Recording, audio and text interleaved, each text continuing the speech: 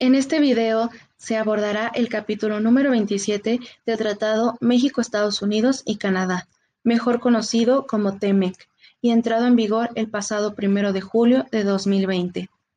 Este tratado vino a sustituir al conocido TELECAN, Tratado de Libre Comercio de América del Norte. El capítulo número 27 lleva por título Anticorrupción.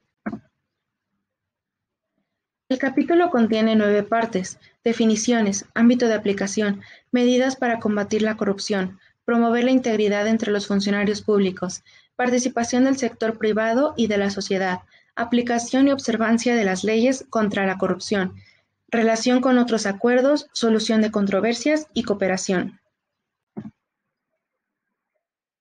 La anticorrupción es el actuar o el abstenerse de actuar en relación con el desempeño de las funciones oficiales. Incluye cualquier uso del cargo del funcionario público, se encuentre o no dentro de la competencia autorizada. Para entender un poco más, el término de funcionario público va completamente ligado a este capítulo, y un funcionario público es el individuo que tenga un cargo legislativo, ejecutivo, administrativo o judicial, y que desempeñe una función pública en alguna agencia, empresa pública o que preste un servicio público. Con respecto a su ámbito de aplicación, las partes afirman su compromiso con prevenir y combatir la corrupción en el comercio y en la inversión internacional, reconociendo que se necesita promover la integridad dentro de los sectores públicos y privados, y que cada uno debe de tener responsabilidades. El ámbito de aplicación para prevenir la corrupción será empleado a través de ciertas acciones, conocidas como medidas, tales como 1. Las partes deben reconocer la necesidad de desarrollar una integridad dentro de sectores públicos y privados. 2. Las partes reiteran su apoyo a los foros anticorrupción del G20, dirigidos a prevenir y combatir la corrupción y respaldados por líderes o ministros relevantes. El G20 es el principal foro para la cooperación económica internacional. Sus miembros representan más del 80% del PIB mundial, el 75% del comercio mundial y el 60% de la población del planeta. Las partes reiteran su apoyo al fomento de la concientización entre sectores privados, esto sobre la anticorrupción. Y por último, las partes reconocen que los delitos son juzgados de acuerdo al ordenamiento jurídico de cada parte y que serán sancionados de acuerdo a las leyes de cada país.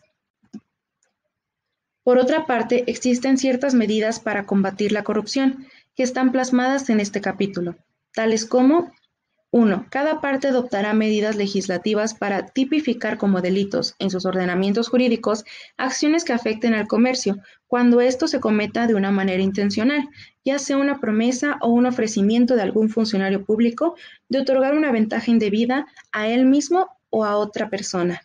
2. Cada parte tipificará como delito la malversación de fondos, apropiación indebida u otra desviación que haya sido realizada por un funcionario público para su propio beneficio. 3. Cada parte rechazará la deducción de impuestos de los cohechos y de gastos considerados ilegales.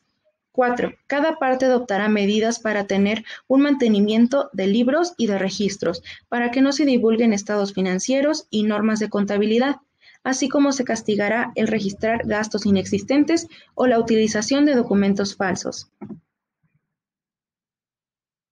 Las partes buscarán fomentar la integridad, honestidad, responsabilidad y transparencia entre los funcionarios públicos, desde el momento de su selección y capacitación para ocupar cargos públicos.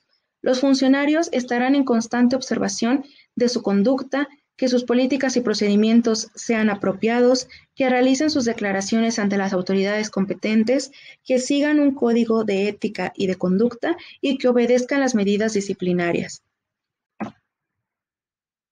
En cuestión a la participación del sector privado y de la sociedad, cada parte adoptará las medidas apropiadas para promover la participación activa de individuos y de grupos fuera del sector público, prevenir y combatir la corrupción en asuntos que afectan el comercio o la inversión internacional y para incrementar la conciencia pública sobre la existencia, las causas y la gravedad de la corrupción, así como también la amenaza que ésta representa.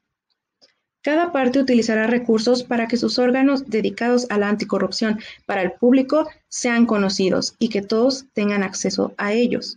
También los foros, órganos, agencias, etcétera, que se creen para informar y compartir información sobre la anticorrupción, considerarán llevar a cabo actividades de cooperación técnica, como programas de capacitación para saber qué hacer en caso de que una persona sepa que otra está efectuando actos indebidos que tengan que ver con la anticorrupción.